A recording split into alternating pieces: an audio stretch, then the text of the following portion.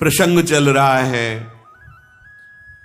भगवान समुद्र के तीर पर हैं। विभीषण जी भगवान के श्री मुखारविंद चरणारविंद का दर्शन करके त्राहि माम शरण में हुए। भगवान ने उन्हें लंकेश करके संबोधन किया। वो कह रहे, अहो भाग्य मम अमित तिराम कृपा सुख पुंज, देख्यो नयन बिरंच शिव सेव्य जुगल पद। आज मेरे अहो भाग्य हो गए, क्योंकि प्रभु का साक्षात दर्शन हुआ और प्रभु ने मुझे स्वीकार किया।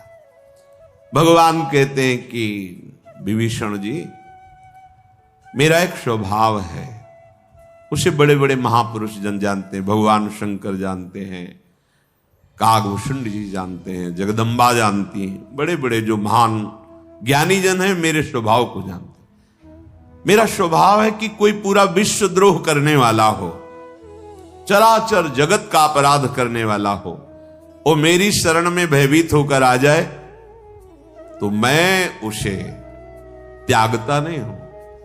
उसके छल को, कपट को, मोह को, मद को, मान को, ईर्ष्या को, इन सब को मिटा करके तज मद मोह कपट छल नाना करऊं सद्यते ही साधु, मैं उसे संत बना देता हूं, मैं उसे महात्मा बना देता हूं, महापुरुष बना देता हूं। जो अपने माता पिता भाई बंधु परिवार रिश्ते नाते सबकी सेवा करता है, पर ममता केवल मेरे चरणों में रखता है। सब कर मांगे एक फल, राम चरण रति हो। उसके हृदय में समदर्शिता प्रकट हो जाती है, कामनाएं उसके हृदय की नष्ट हो जाती हैं। उसके हृदय में ना हर्ष होता है, ना शोक होता, ना भय होता है। किसके हृदय में? जिसने सब जगह की ममता केवल मेरे चरणों में रख दी है। मैं ऐसे भक्त को ऐसे प्यार करता हूं जैसे लोभी आदमी अपनी संपत्ति से प्यार करता है। ऐसे मैं अपने हृदय से उस भक्त को प्यार करता हूं जिसने कहीं कोई ममता आसक्ति नहीं की, केवल मेरे चरणों में ममता रखता है। और हे विभीषण, तुम जैसे संत मुझे बहुत प्रिय हैं। तुम्हारे जैसे संतों के ही कारण मैं ये अवतार ग्रहण करता हूं। सुनु लंकेश सकल गुण तोरे, ताते तुम अतिशय प्रिय मोरे। हे लंकाधिपति, विभीषण जी को दोबारा भगवान ने कहा, हे लंकाधिपति विभीषण, तुम में सारे भागवतिक गुण विराजमान है, इसलिए तुम मुझे बहुत प्रिय हो। भगवान के वचन सुन करके हनुमान जी और सब जो यूथपति खड़े थे, जय हो करुणा निधान भगवान श्री राम की जय हो। प्रभु की वाणी विभीषण जी के कानों में मानो अमृत घुल रहा हो। प्रभु ने मुझे स्वीकार कर लिया। बार बार खड़े होते हैं, भगवान के रूप के दर्शन करके फिर चरणों में गिर जाते हैं। हृदय में प्रेम नहीं समा रहा, विकलता है। विभीषण जी ने कहा, प्रभु आपने दोबारा भी लंकाधिपति कहा, लंकेश कहा। आप अंतर्यामी हैं, चराचर के स्वामी हैं, सब कुछ जानते हैं। सुनहु देव सचराचर स्वामी, प्रणत पाल उर अंतर्यामी। उर कछु प्रथम वासना रही, प्रभु पद प्रीति सरित शोभहि।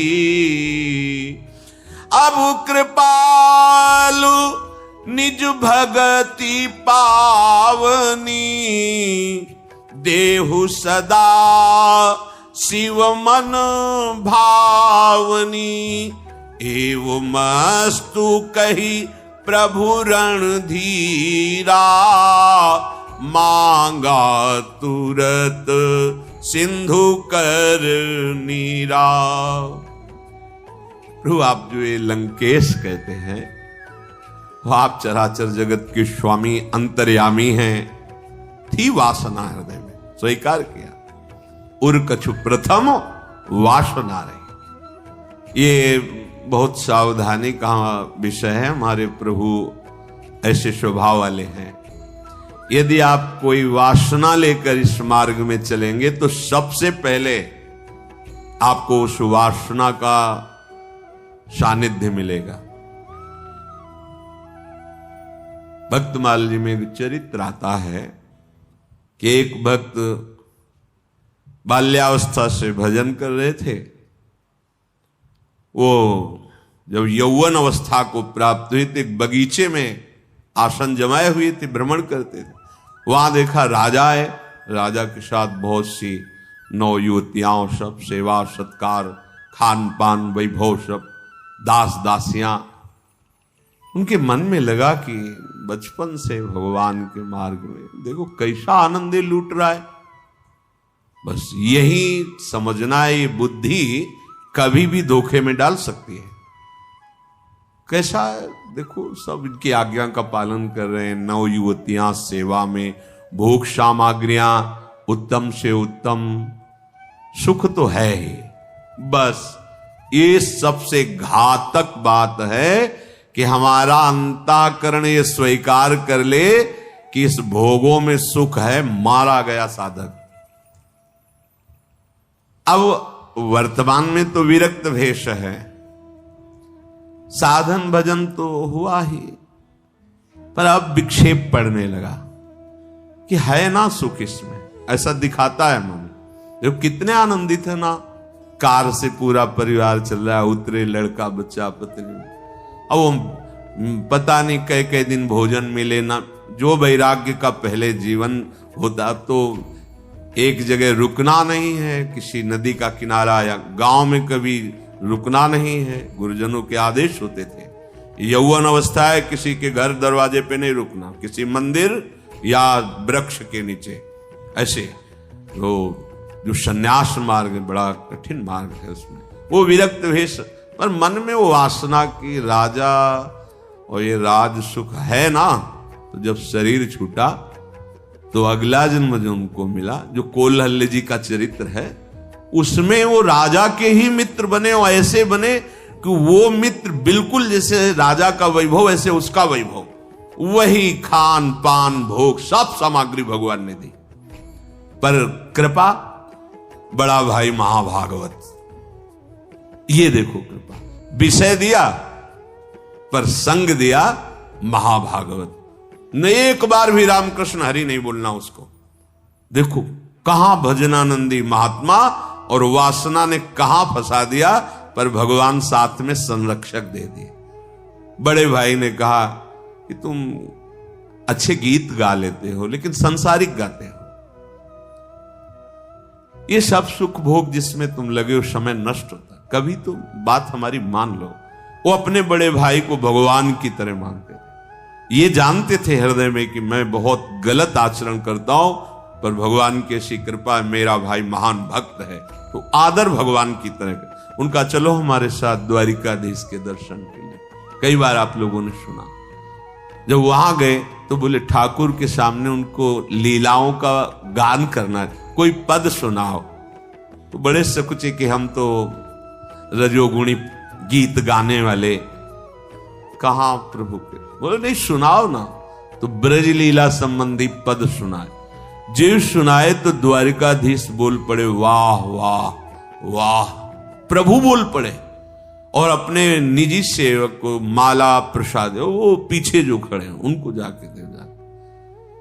जब उनके नजदीक गए बोले प्रसाद आप, बोले हमारे भाई को भेजा होगा, क्योंकि वो भजनानंदी बचपन से भजन में तो नीच विषयी। हाँ बोले नहीं नहीं आपके लिए वो। बड़े भाई को जलन हो गई कि इतना भजन करते हो भगवान हमारा तो, और इसको आज हम ही लाए, नहीं तो उद्दंडता करता। सब आचरण थे जो राजाओं के होते, सब आचरण वैसे, खान पान व्यवहार सब वैसे। उनको इतनी ईर्ष्या हुई कि समुद्र में कूद गए। जब डूबे समुद्र में तो द्वारिकाधीश के पार्षद उनको ले गए द्वार। अब तसल्ली हुई, दिव्य द्वारिका, दिव्य भगवान के दर्शन। भगवान ने कहा बैठो, प्रसाद लाओ, पत्तल लगा। बड़े खुश हुए कि उनको तो वहां प्रसाद मिला, मुझे तो साक्षात द्वारिकाधीश पास। बोले एक पत्तल और लगा। वो किसके लिए? बोले तुम्हारे भाई के लिए। और जलन पे या भी। तब उन्होंने कहा समझो तुम आज भजन कर रहे हो, बहुत पूर्व का भजनानंदी, केवल एक वासना आ गई थी राजा के राज सुख को देखकर, इसलिए वो नहीं जानते उसका भजन कितना एकत्रित है और तुम्हें कितना प्यार करता है। जो मेरे भक्त से प्यार करता है वो मुझे भक्त से भी अधिक प्यारा होता है, और वो स्वयं एक भजनानंदी महात्मा है, केवल एक वासना के कारण ऐसा। समझो, कोई भी वासना लेकर इस मार्ग में चलोगे तो पहले वो वासना चाहे ज्ञान के द्वारा नष्ट हो, और यदि आप ज्यादा हट करोगे तो फिर भोगा के मायाधीश है, उनके पास कोई कमी थोड़ी है।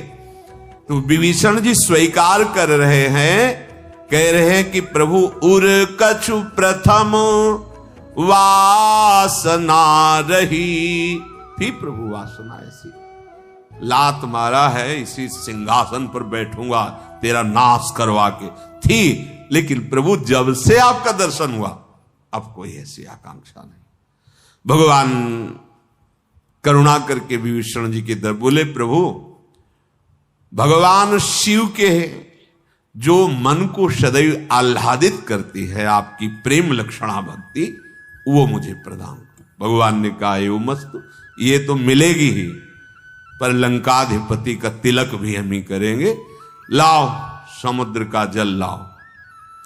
एवं मस्तु कई प्रभु रणधीरा, मांगा तुरंत सिंधु करने। तत्काल समुद्र का जल लाया गया और लंकाधिपति का अभिषेक विभीषण जी के। यद्यपि अब तुम्हारी इच्छा नहीं है, पर पहले था, पहले वाला ये स्वीकार करो, और जो मांगा है ये तो तुम्हें मिलेगी, भक्ति मिलेगी। अस कहि राम तिलक ते सारा, सुमन वृष्टि नव भई। देवता लोग पुष्पों की वर्षा करने लगे। महाभागवत विभीषण जी को लंकाधिपति का पद भगवान ने प्रदान कर दिया। देखो कहां रावण ने लात मारी थी, अब कोई सहारा नहीं रह गया था। आज भगवान ने विभीषण जी को लंकाधिपति ही नहीं, समस्त भक्तों का सिरमौर बना दिया। भगवान शिव के मानस में जो भगवान की प्रेम लक्षणा भक्ति, वो प्रदान की विभीषण जी को। जो संपत्ति शिवरावन ही दीन दिए दस माथ, सोई संपदा विभीषण सकुच दीन रघुनाथ। बहुत आराधना और तब लंकाधिपति बना, और भगवान बहुत सकुच से दे रहे कि मेरे चरण आश्रित को ये लोक वैभव, ये कोई वस्तु है? माया वैभव कोई वस्तु है? कोई वस्तु नहीं। भगवान का प्रेम, भगवान का। अभी क्या है कि हम लोगों की दृष्टि विचार माया में ना, रुपया मिला तो बहुत कुछ मिल गया, सम्मान मिला तो मानो जीवन मिल गया, ऐसा लगता है। किसी को बता दे कि आप जो सेवा करो इसका परिणाम होगा कि तुम्हारी जितनी सुविधाएं सब नष्ट हो जाएंगी, दोबारा नजदीक नहीं आएगा, क्योंकि यही संतों का आशीर्वाद माना जाता है कि तुम्हारी कामना, तुम्हारा रुपया पैसा, तुम्हारा लोक व्यवहार बढ़े, नहीं भगवत प्रेम बढ़े तुम्हारा। तो कौन चाहता है भगवत प्रेम? जो माया मल से रहित हृदय है वो चाहता है। भगवान ने विभीषण जी को लंकाधिपति और अविरल भक्ति दोनों प्रदान की। ये लोक सुख का रोग जब तक छूटता नहीं तब तक आनंद का अनुभव नहीं होता। हम लोग इसी बात में सब परेशान हैं।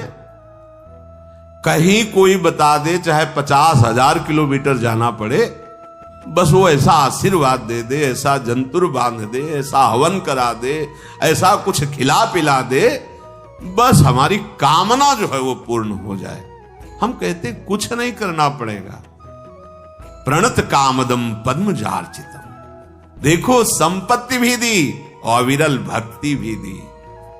वो संपत्ति, जो संपत्ति शिव रावण ही दीन दिए 10 माथ, सोई संपदई विभीषण सकुचित दीन, कुछ नहीं है ये, ऐसा मान के दे रहे। प्रभु अपना ले, यही सबसे बड़ी बात, पर ये समझ में नहीं आता किसी के। प्रभु तो अपनाए हुए हैं, तुम प्रभु को अपना लो, अपना मान लो। यही सत्संग का सार है कि तुम्हारे हृदय में बैठ जाए मेरे प्रभु। पता नहीं लगता कि किसी को मृत्यु की याद नहीं क्यों नहीं आ रही? तुम्हें समझ में नहीं आ रहा तुम्हारा सब छूटने वाला है? अरे कम से कम जिसे सजा होती उसको तो पता है ना कि 10 तारीख को 10 बजे। यहां तो 10 सेकंड का पता नहीं, फिर भी तुम कल्पनाएं कर रहे हो वर्षों की। सेकंड का भरोसा नहीं।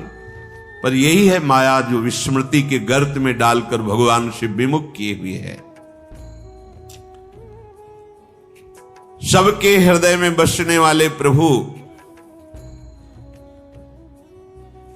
नीति की रक्षा करते हुए काहे बानर राज सुग्रीव और लंकाधिपति विभीषण, अब सलाह दो कि समुद्र कैसे पार करें। क्योंकि बड़े बड़े मगरमच्छ हैं, सांप हैं, बड़ी बड़ी मछलियां हैं जो एक झटके में लील जाएं बड़े से बड़े यूथपति को। ये अपार समुद्र है, इसको पार किए बिना रावण पर आक्रमण नहीं किया जा सकता। इसलिए हे सुग्रीव जी, हे विभीषण जी, जिनका नाम भव समुद्र से सहज में पार कर देता है वो भगवान पूछ रहे हैं। विभीषण जी ने कहा रघुनाथ जी,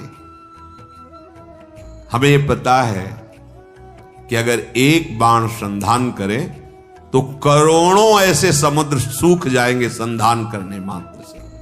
पर प्रभु उचित यही रहेगा कि आप समुद्र की विनय करें और वो मान जाए और रास्ता आपको दे दे, तो इससे आपका श्रेयस होगा। समुद्र पूर्वज भी है, या कोई वो उपाय बता सकते हैं या रास्ता दे सकते हैं। आप समुद्र से प्रार्थना करें। विभीषण जी ने, श्री राम जी ने कहा, आप सबने मिलकर बहुत सुंदर उपाय बताया, ऐसा किया जाएगा तो दैव सहायक होगा। लक्ष्मण जी के मन में सलाह अच्छी नहीं लगी।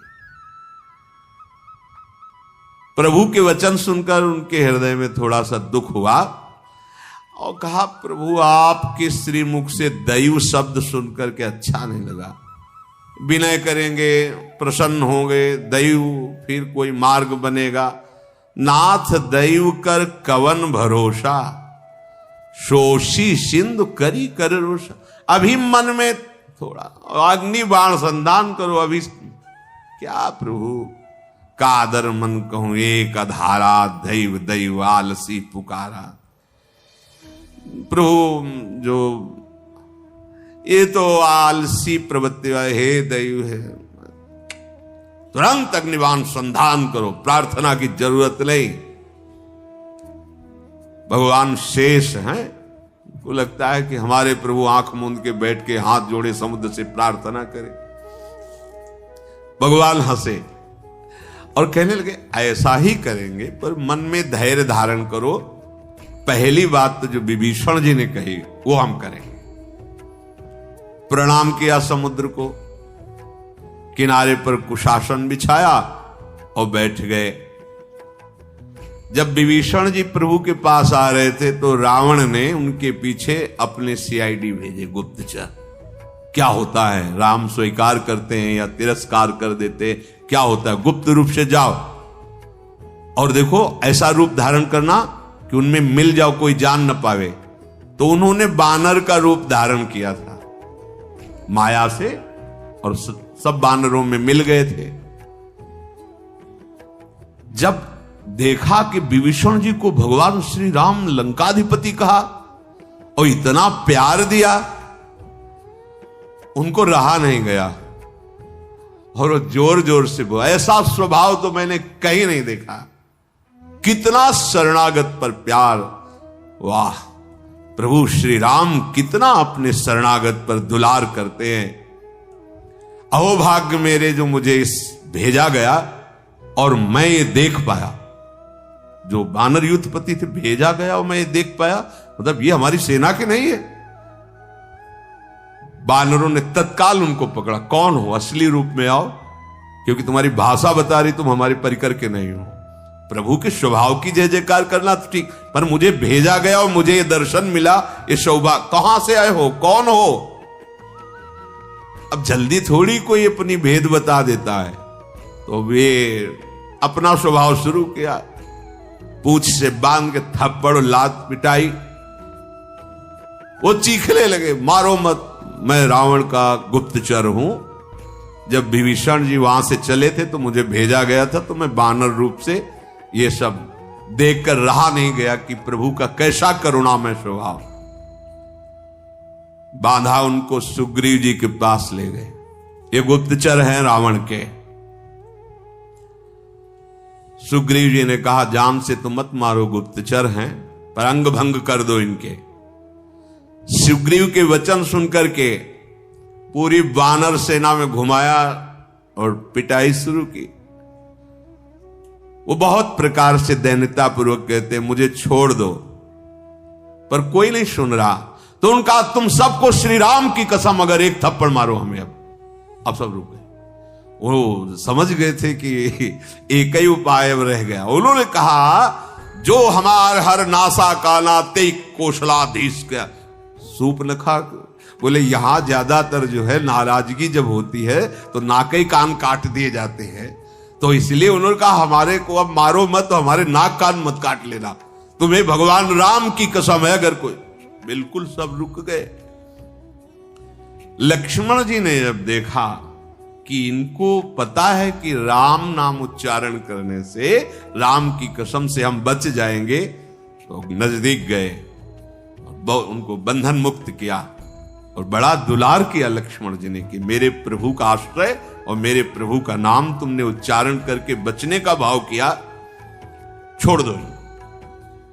लक्ष्मण जी ने कहा कि मैं कुछ शब्द लिख के देता हूं, रावण के गुप्तचर हो, रावण को जाके देना और मुख से कह भी देना, कह देना, अरे कुल घातक, ये लक्ष्मण के शब्द हैं। कहे मुखागर मूढ़ सन मम संदेश उदार, सीता देई मिलो न त आवा काल तुम्हार। अय दशग्रीव रावण, मैं कृपा से ये बात संदेश भिजवा रहा हूं, भयवश नहीं। तू अभी आ जा और प्रभु के पैर पकड़ ले, सियाजू को वापस कर दे, बच जाएगा। नहीं तो काल की भी सामर्थ्य नहीं कि रघुनाथ जी के बाण से तेरी रक्षा कर सके। निश्चित समझ तो विनाश के कगार पर खड़ा है। दूतों ने लक्ष्मण जी के चरणों में साष्टांग प्रणाम किया और भगवान श्री राम की जय जयकार की। चल पड़े।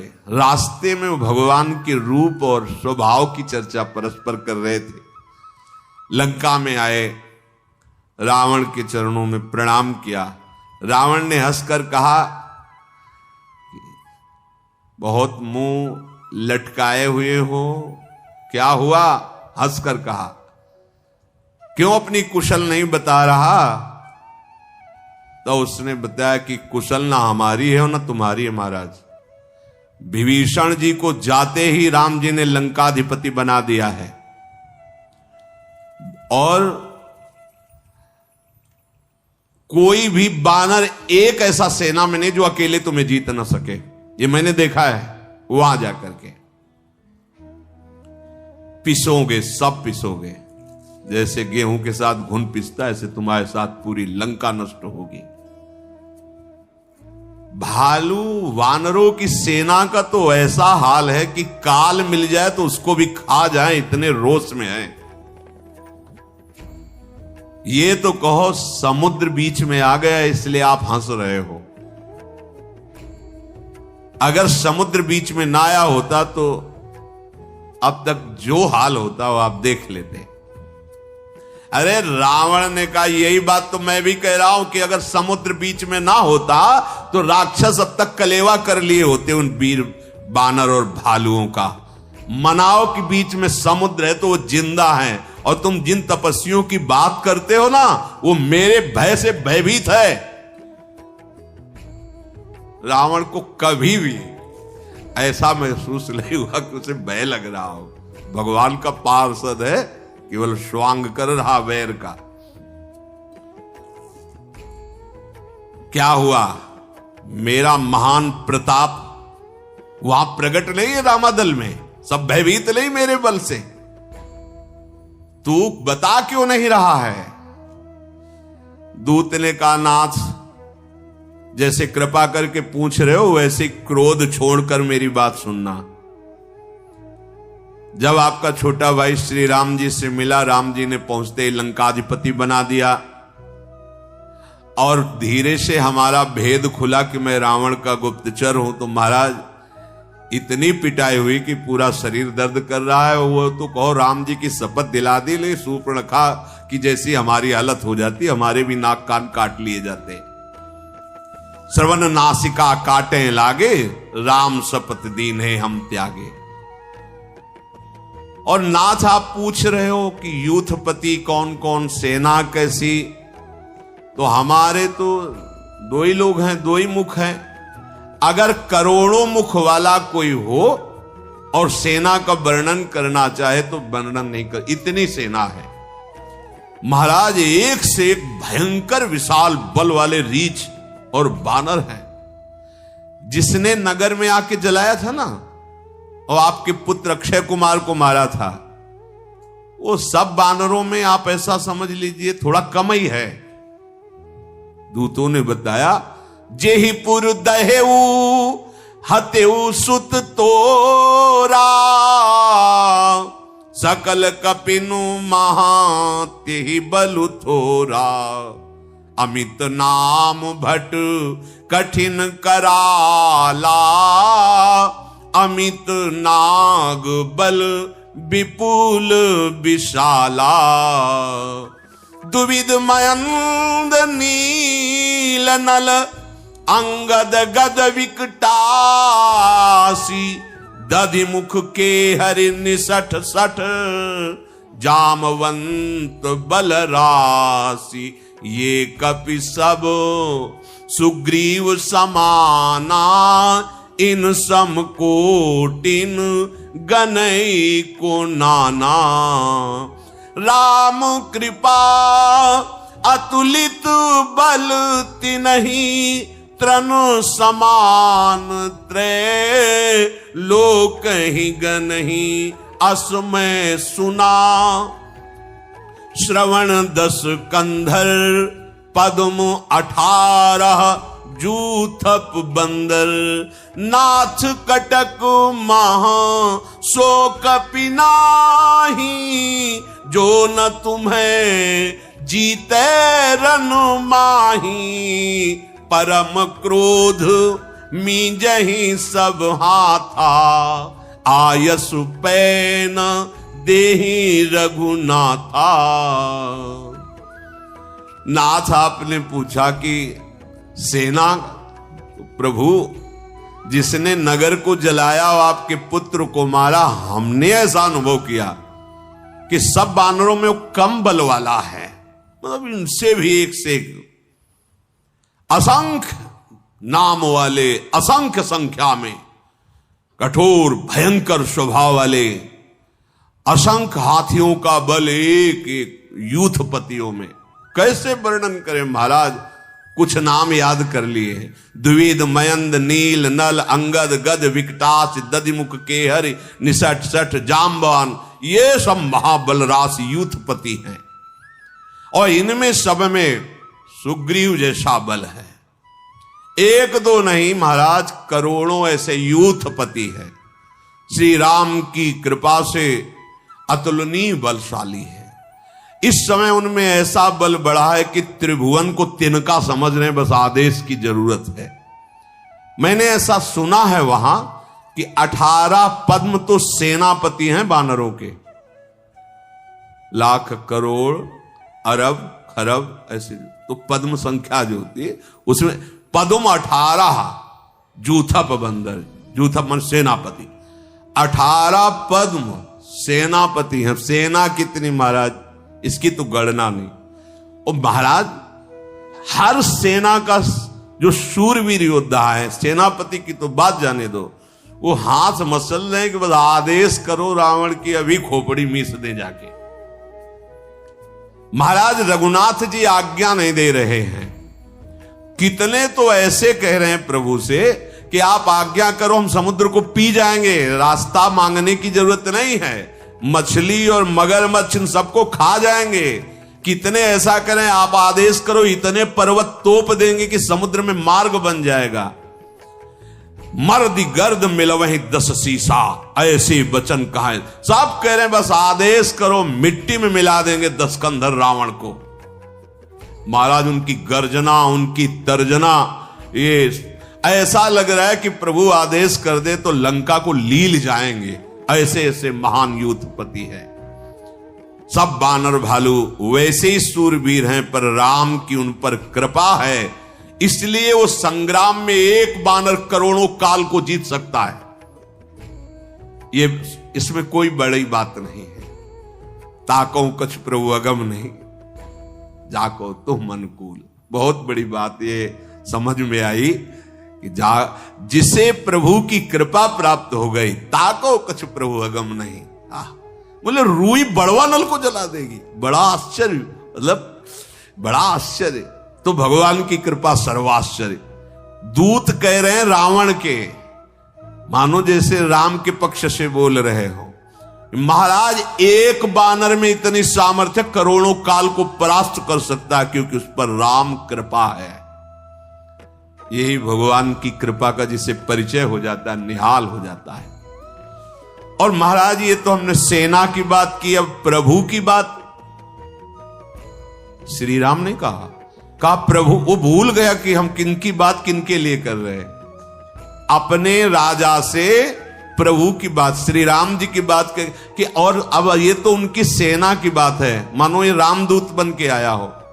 अब प्रभु की बात, उनके तेज, उनके सामर्थ, उनके बल, उनकी बुद्धि की अधिकता 2000 जिभ्या वाले लाखों शेष एकत्रित होकर वर्णन करें तो भी नहीं कर सकते।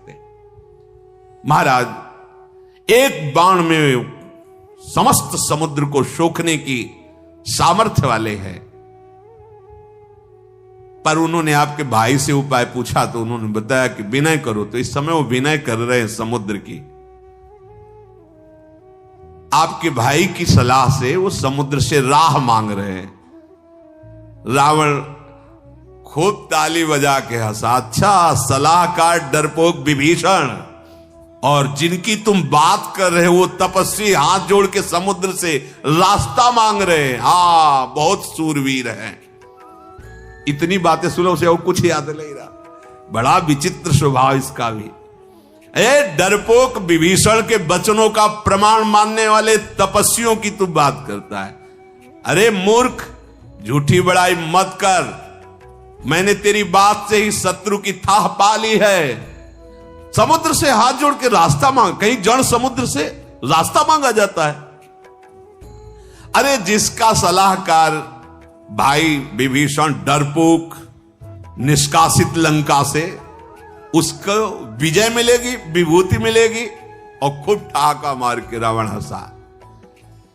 रावण के वचन सुनकर जैसे रामदूत को क्रोध आ जाए, ऐसे रावण के दूत को क्रोध आ गया और कहा, महाराज ये थोड़ी पत्रिका दी है, छोटे भैया ने पढ़ लीजिए।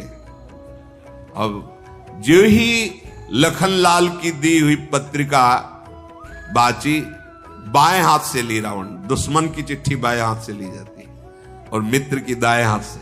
बाएं हाथ से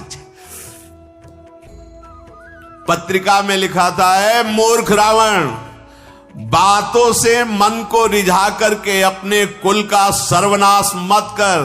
राम जी से विरोध करने पर तुझे ब्रह्मा विष्णु महेश भी मिलकर नहीं बचा सकते। बातन मन ही रिझाई सठ, जनिघाल सिकुल खीस, राम विरोध न उबरसी, शरण विष्णु अजईस, की तजमान अनुज इव प्रभु पद पंकज भृंग, हो ही कि राम सरानल, खलकुल सहित पतंग।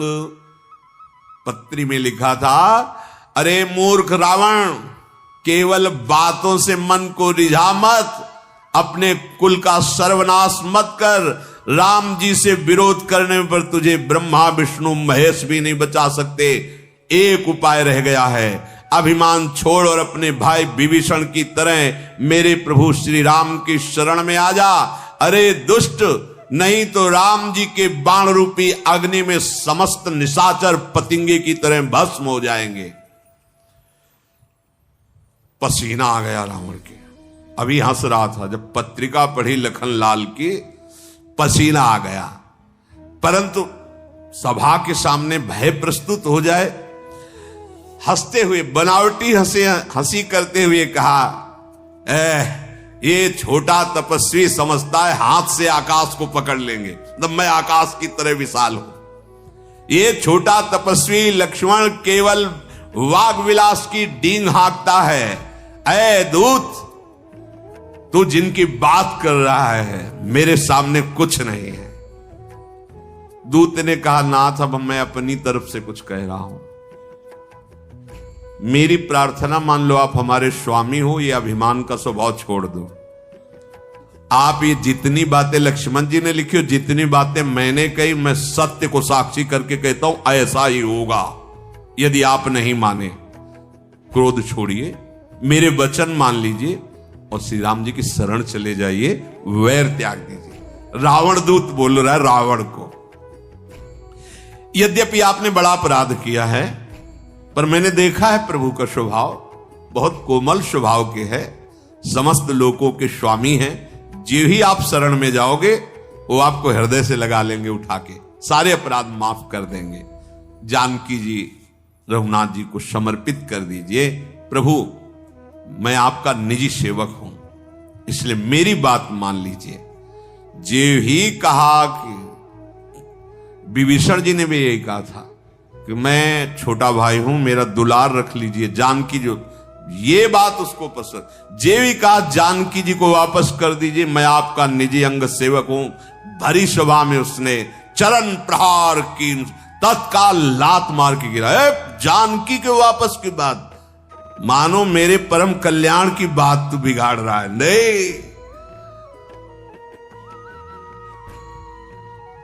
संभल करके उठे, प्रणाम किया दूतों ने और कहा, प्रभु अब ये तो गर्दन उतार दो, नहीं अब गर्दन झुकेगी तो राम जी के सामने ही झुकेगी। देखो ये रहस्य है, जब देख लेता है रावण ना कि इस पर प्रभु के प्रेम का रंग चढ़ रहा है, तो हमारे पक्ष में मत रहे, अब तो विनाश लायक नहीं रह गया, अब तो जा, उनके रूप का आनंद ले, उनकी लीला का आनंद ले। और जिसके मन में देखता है कि राम के प्रति वो भाव नहीं है, प्रेम भाव नहीं, तो उसको अपने पक्ष में करता है कि तुम बाण द्वारा परम पद बचेगे कोई नहीं, सबको भगवान से मिलाऊंगा। मानो आंतरिक संकल्प रावण का है कि कोई नहीं बचेगा, सबको भगवान की प्राप्ति कराऊंगा। एक जैसे संत महात्मा जन भक्ति से, तो ये अपने विवेक से भगवान से वैर करके सब पूरे कुल को तारेगा। जिसको अंदर देखता है कि भगवान की भक्ति आ गई है तो अपमानित करके भगा, लंका में प्रवेश नहीं, जाओ रामादल। वो प्रणाम किए और श्री राम जी की कृपा से परम गति को प्राप्त हुए। भगवान की कृपा, वो वापस हुए, भगवान के चरणों में गए, भगवान की कृपा हुई और वो परम धाम को प्राप्त हुए। ये अगस्त ऋषि के शाप से राक्षस भाव को प्राप्त हुए थे। भगवत कृपा से कल्याण होने में कोई देर थोड़ी है, पर हम भगवत कृपा का आश्रय नहीं लेते, देहाभिमानी जन है। अभिमान के कारण विषय भोगों में प्रियता है, देहाभिमान ही कर्तृत्व भोक्तृत्व भाव रखता है, इसीलिए ये भगवत प्राप्ति हमें आवश्यक नहीं लग रही। नहीं तो जहां ये बात समझ में आएगी ना, एक सेकंड भी समय आप व्यर्थ नहीं कर सकते। चिड़चिड़ापन पैदा होता है, जैसे कोई तो एक लगता है क्यों हमारे समय को नष्ट कर रहे हो। एक एक सेकंड, पता नहीं कौन सा सेकंड आखिरी होगा, हमें प्रभु का नाम स्मरण करने दो, प्रभु का चिंतन करने दो। 3 दिन तक भगवान हाथ जोड़े कुशासन में बैठे रहे, समुद्र ने विनय नहीं सुनी। तब लक्ष्मण जी वाली बात आ गई याद कि प्रभु अग्नि बाण ही इसके लिए है, इसका विनय ठीक ज्यादा है नहीं। तो बोले राम शकोप तब भय बिन होए न प्रीत। समझ गया, उपवास करके 3 दिन हो गए, हाथ जोड़े बैठे हैं, लेकिन इसकी समझ में नहीं आया। लाओ लक्ष्मण बाण सरासन आनु, शोषों बारिधि बिशिख कृशानु। लाओ अग्निबाण, अभिसंधान करता हूं और इस पूरे समुद्र को अग्निबाण से भस्म कर देता हूं।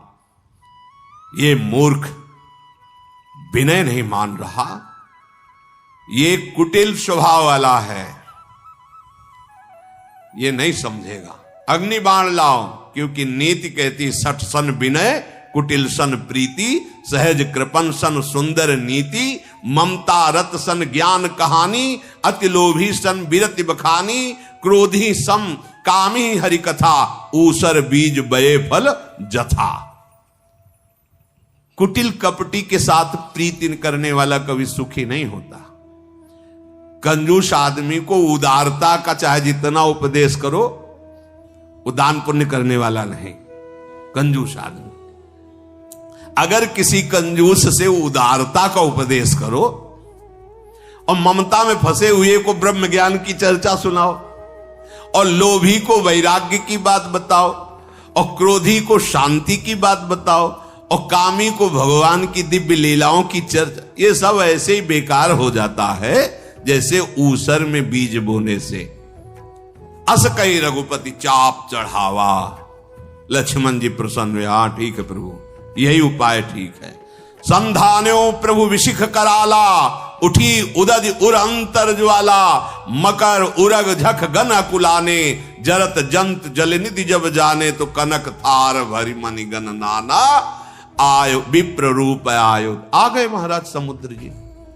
जे ही भगवान ने अग्निबाण संधान किया, समुद्र में आग पैदा होने लगी, हाहाकार मच गया। बड़े सुंदर सुंदर रत्न भर करके और ब्राह्मण रूप में आए, क्योंकि जानते भगवान नमो ब्रह्मणे देवाय गो ब्राह्मण हिताय च, मारेंगे नहीं इस रूप में, तो आग त्राहि माम। 3 दिन से उपवास करे थे, आ जाते भैया, तो तुम्हारी भी जय होती कि भगवान प्रार्थना की, समुद्र आ गए, नहीं आए। कनक थार भरी मणिगन नाना, विप्र रूप आयो तजमाना। तो यहां सिद्धांत वर्णन कर रहे हैं कि काटे ही पे कदरी फरे, कोट जतन को सींच, और विनय न मान खगेश, सुन डाटे ही पे नवनीच। अगर कोई विनय कर रहा है तो विचार करना, भले कोई छोटा ही विनय, पर विचार करना चाहिए। ये तो सर्वलोक महेश्वर भगवान विनय कर रहे हैं। तो बोले भाई, जो केला है चाहे करोड़ों उपाय से सींचो, वो काटने पे ही नवीन नवीन अंकुरण देता है, बढ़ता है। ऐसी जो दुष्ट स्वभाव, खल स्वभाव, जड़ स्वभाव है, नहीं समझ में आता। कुछ ऐसा जड़ स्वभाव होता है, भगवान विनय कर रहे, कुशासन में बैठे, हाथ जोड़े, उपवास कर रहे, नहीं समझ में आ रहा। और जहां अग्निबाण संधान किया तो कनक तार भरी मन, तो भगवान भयभीत होकर समुद्र ने भगवान के सामने प्रणाम किया, कहा प्रभु मेरे दोष को क्षमा कीजिए। नाथ, हमारी जड़ स्वभाव वृत्ति ही है, जड़ स्वभाव की है। गगन समीर अनल जल धरनी, इनका नाथ सहज जड़ करनी। हम लोग जड़ स्वभाव में आते हैं। प्रभु आपकी माया की प्रेरणा से ही हम प्रकट हुए हैं, सृष्टि प्रकट हुई है, सब ग्रंथों ने गाया है। अब स्वामी की जैसी आज्ञा होगी वैसा ही करूंगा, क्योंकि स्वामी की आज्ञा में रहने से ही सेवक परम सुखी रहता है। प्रभु बहुत अच्छा किया आपने अग्निबाण संधान किया, क्योंकि प्रभु ये जो गंवार बुद्धि, जड़ता बुद्धि है ना, ये हाथ जोड़ने से समझ में नहीं आती और हम लोग जड़ हैं। आपने जब भय दिखाया तो मेरी समझ में आ गया प्रभु। ऐसा ही स्वभाव, जड़ स्वभाव हमें दुख देता है। देखो, हमें इष्ट और गुरु के प्रति कभी ये नहीं सोचना कि वो नाराज है। विश्वास करो, कछुआ जैसे अपने अंडों को बाहर रखकर जल में रहकर उसका चिंतन करता है और चिंतन से अपने अंडों को पुष्ट करता है, ऐसे भगवत चरणारविंद के आसक्ति चित्त महात्मा जो निरपेक्ष है, भले तुमसे बात न करें, भले तुम्हारी तरफ न देखें, पर अंतर्दृष्टि से तुम्हें देखते हैं, तुम्हें पोषित करते हैं। नहीं तुम परमार्थ में चल कैसे रहे हो?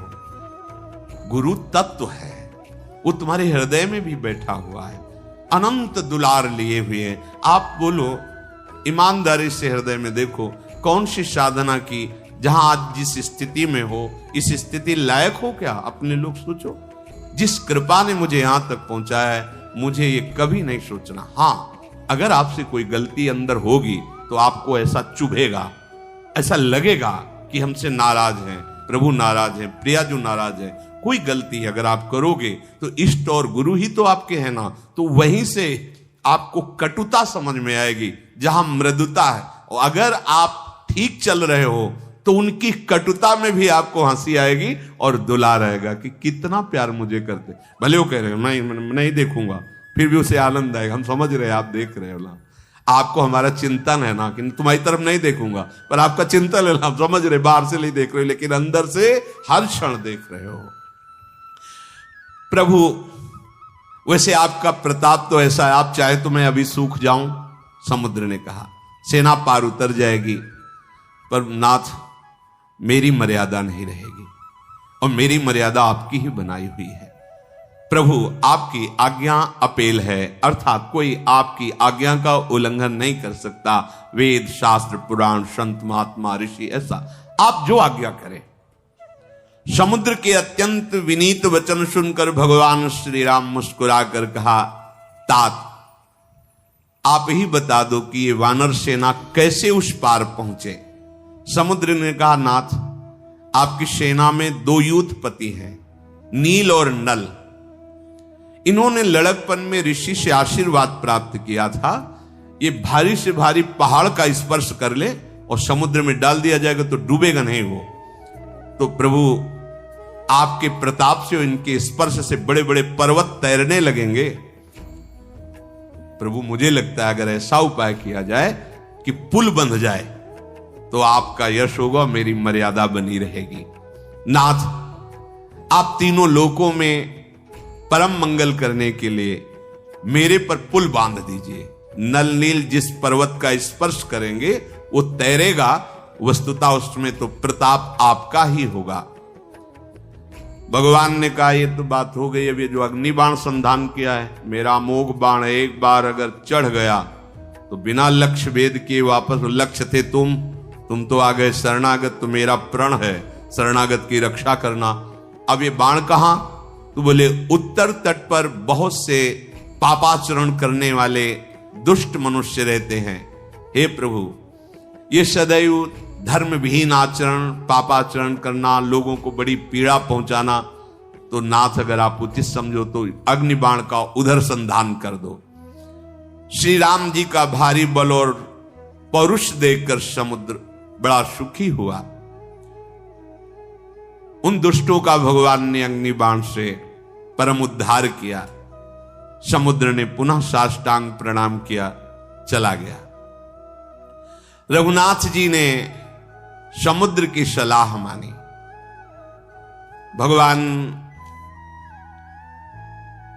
एक निमेष में ब्रह्मांड रच देते हैं, उनके लिए समुद्र में पुल बांधना कोई आश्चर्य की बात नहीं है।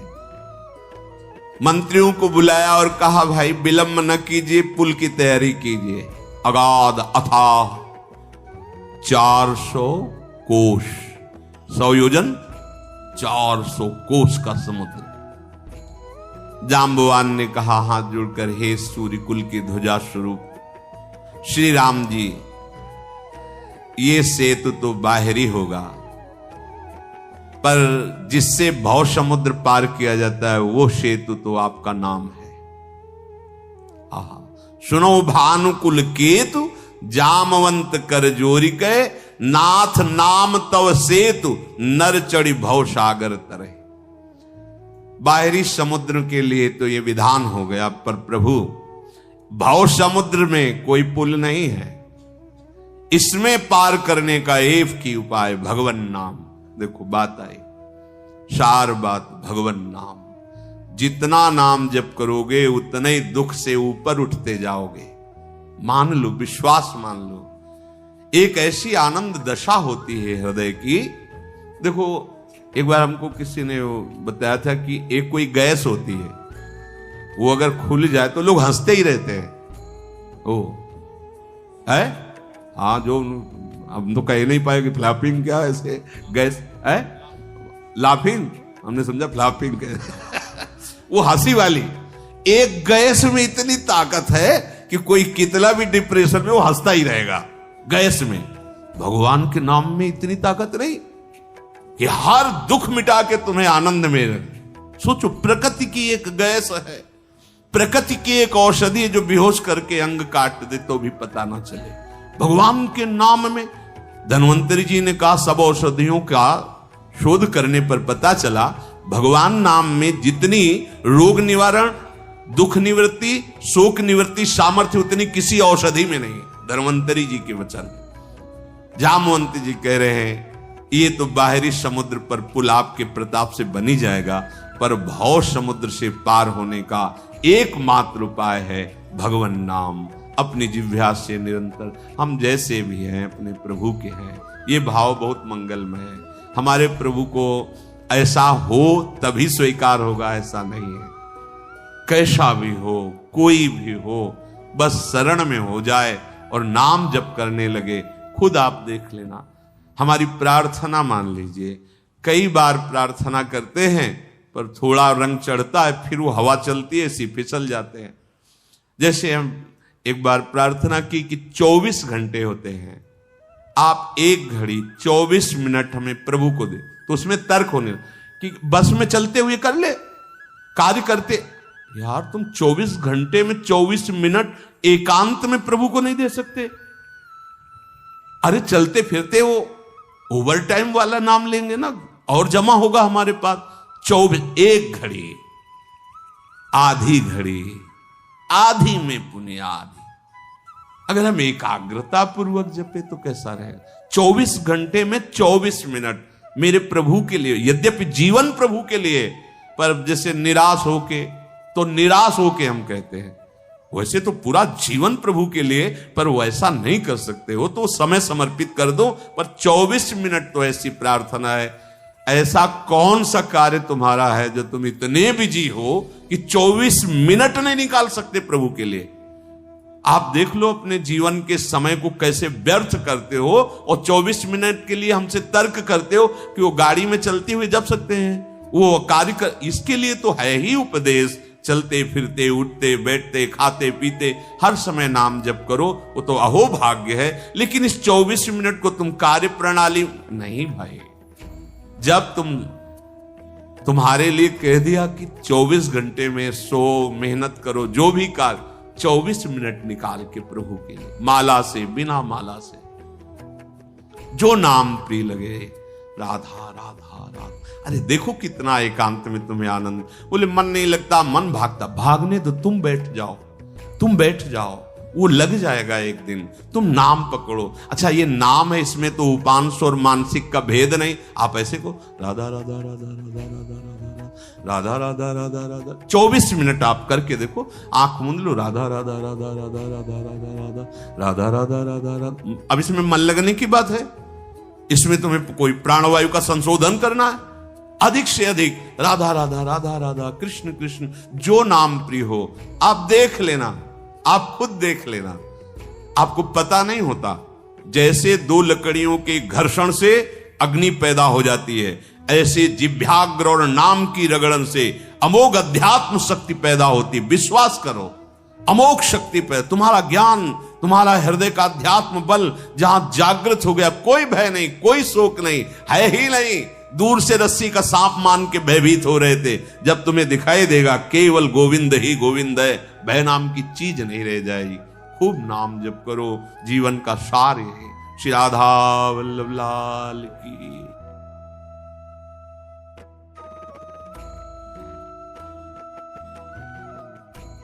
तो राधे राधे जी, श्री हरिवंश। हमें पूरी उम्मीद है कि आप लोगों को पूज्य महाराज जी का आज का ये सत्संग बहुत ही ज्यादा पसंद आया होगा और आपको इस सत्संग से काफी कुछ सीखने को भी मिला होगा।